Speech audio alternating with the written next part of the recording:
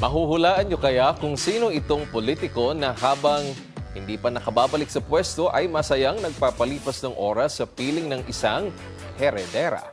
Ayon sa ating Polybird, madalas daw makitang magkasama ang dalawa sa mga private dinner at high-profile events. Yan ay kahit pa alam ng lahat na may asawa ang politiko na isa ring incumbent mayor.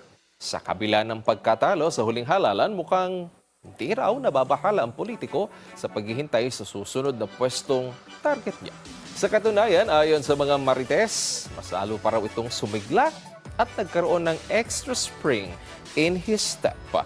Ang nasabing heiress naman, matagal nang kilala sa social circle dahil sa kanyang matinding karisma, bad girl reputation at mga naging kontrobersya sa ilang exclusive clubs. Ang clue, si Politiko, kilalang matinik, lalo na sa mga beauty queen.